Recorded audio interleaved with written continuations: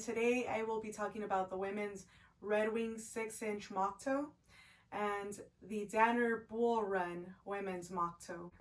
This is Red Wing's women's Moc Toe in Oro Legacy. It is 6 inches tall. It retails for $289.99. This is Danner's Bull Run Moc Toe for women. It is also 6 inches tall and it retails for $180. This one is not steel toe. The steel toe version retails for $190. The Danner Moc Toe brings 2 sets of laces. This is one, very similar to Red Wing's. And the other lace that it brings is this raspberry colored lace, traditional looking lace. Inside of the box, Danner's boots come with the boots and 2 sets of laces. And Red Wing Heritage Women sends you the boots and dust bags for the boots. These are very soft cotton dust bags. I think it's a nice touch.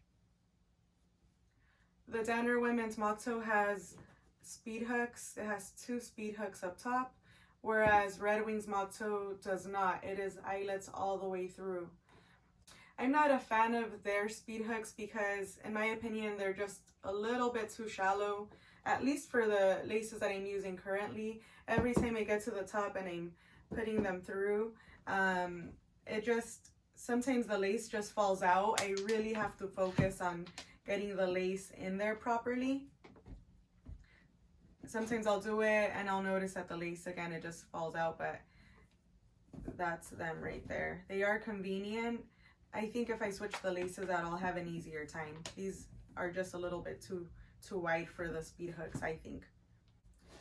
The women's Red Wing Moc Toe is made with a polyurethane traction tread sole.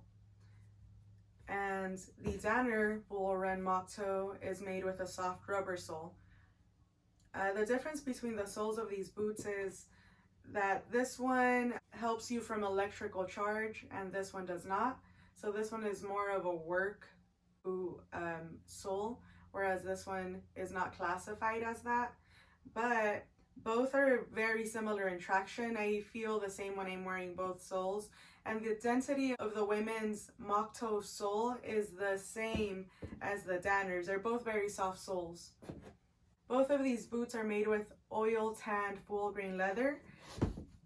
The Red Wing leather just feels more oiled and it feels a little waxier than this one.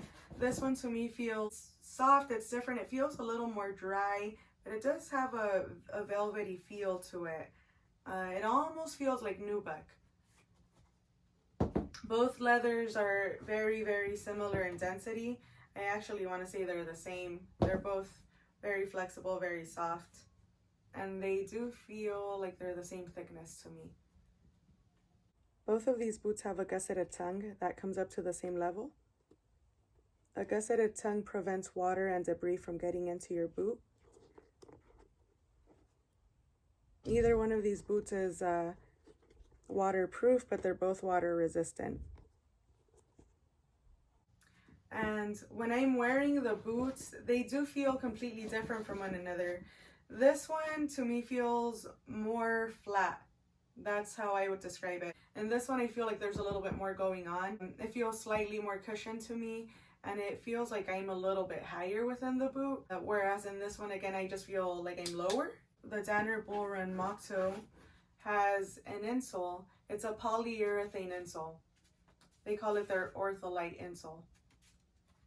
And it provides a little bit of padding, just a little bit, on the inside of the actual boot. This right here is fiberboard, and that feels like a piece of rubber. These boots have a lining inside. They're lined by cloth, which threw me off because when you read them on the website, it says that they're unlined. So I don't know if that's just referring to this part of the boot here, but that is all lining. It's a fabric liner. So These boots feel warmer to me in the summer. When I remove these boots at the end of the day, my feet are all sweaty usually, and I do wear wool socks with my boots, but they are hotter in the toe box. This liner extends into the toe box. And they are very pretty boots. I fell in love with the appearance of them when I first saw them. The brown is a very rich brown.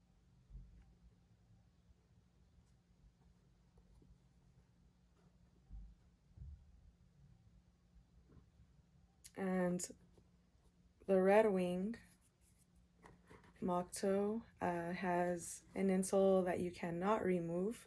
That's leather. Right beneath the leather there is poron. Beneath the poron there is cork.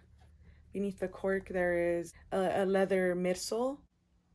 And I did reach out to Red Wing Heritage Women. They confirmed the different layers of this boot for me. I do love the Oro Legacy. I think it is such a beautiful and unique leather. It's very pretty. Here are both boots side by side. Danner does advertise their boots as not suitable for cement. Red Wing doesn't. I wear them both on cement and they both seem to be wearing out just fine so far, but we'll see in the long run. Maybe this one will wear down quicker than this one. I've owned both boots for close to a year. I have a lot of boots on my rotation, so I haven't beat them up as much as if I would have worn them all year long. But I have worn both boots for at least a consistent 6 months out of the year. The construction of both boots is completely different. So Red Wings is a Goodyear welt, and what that means is that the actual boot has a leather welt all the way around, 360 degrees around. The boot is stitched down to the leather welt, and the stitch down goes through the leather welt, and then the actual sole of the boot is glued on. So whenever you go through the sole of this boot, all you have to do is send it back to Red Wing or to your local cobbler and have them detach the sole of the boot and reattach a new sole. So Goodyear welted boots are very easy to resole. You can beat them up, and again, once you go through the sole, they just have to detach it and reattach a new one. The Danner Bull Run Moc Toe has a stitch down construction. So the stitch down construction means that the actual upper of the boot is flanged out, and the actual upper is what's directly stitched to this part of the boot. This part of the boot is like a hard rubber compound, and what happens is this is more delicate because if you for some reason damage this leather upper that is stitched down to this part of the boot, it's not repairable. And if you read on Danner's website, there's a whole disclaimer talking to you about what the boot needs to look like if it is going to be repairable. So once you go through the sole of this boot, if this leather is in good condition, you can ship it back to them and they'll stitch the same leather down onto a new sole. However, if you've gone through this leather upper and you've damaged it and there isn't much left for them to stitch down, it's not going to be repairable anymore. These can potentially be less durable in the long run, so possible years down the road than this boot. This boot you can keep a lifetime and just keep on resoling, because if you damage the welt of the boot, they simply remove the welt and attach a new welt and stitch down the boot on a new welt. However, again, this one, if you damage this leather, which is the actual upper of the boot, it's not repairable anymore. They can't just replace that part of the boot.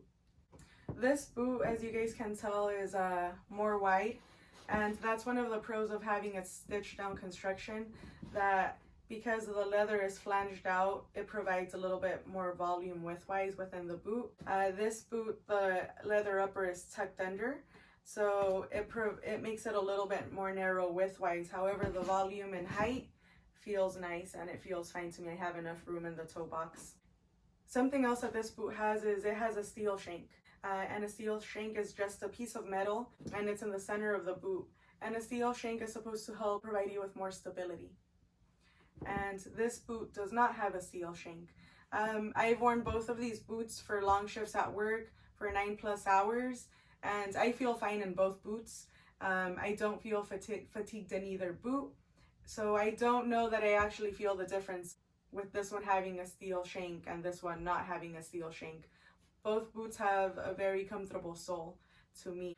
Red Wing's 6-inch Moc has a triple Puritan stitch along this part of the boot, and Danner's Bull Run Moc Toe has a double stitch. A triple stitch is supposed to be a little bit more durable than a double stitch, and they usually put the triple stitch in the part of the boot that has a lot of stress. The Danner Bull Run Moc Toe runs about a half size big, so I had to size down to a 5.5 in this boot.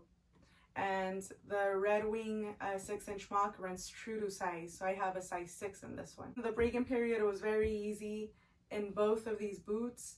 In this one, I mostly felt width-wise, it was a little snug at first, and right up here on the upper of my foot, it was pinching me. They also felt very awkward in the ankle area initially, very stiff, and every time I turned a corner, I just felt weird within the boot. But within about a week, and the leather was nice and molded to my ankles and to my foot, and they just felt very comfortable.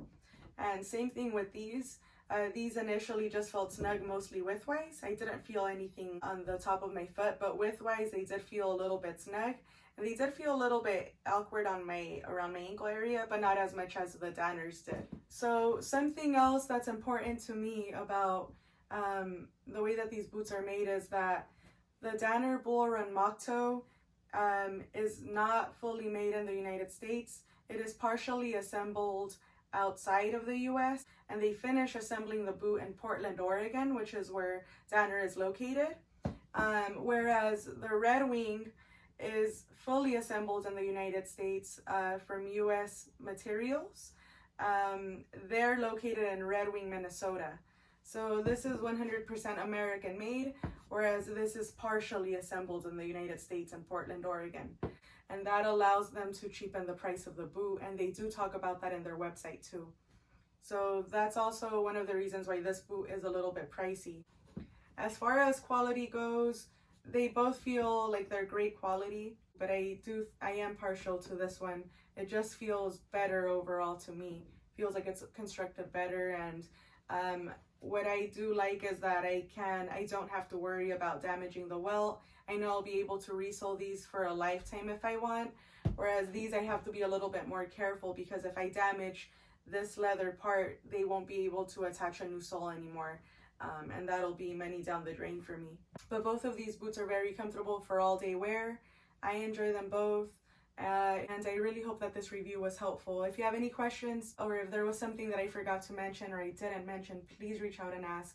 I love reading your comments, and I always respond to them. Thank you very much for watching this video. If you haven't done so yet, please subscribe to my channel. This is Denim Darlin, and I plan on continuing to post more videos that you guys find of value. Thank you very, very much.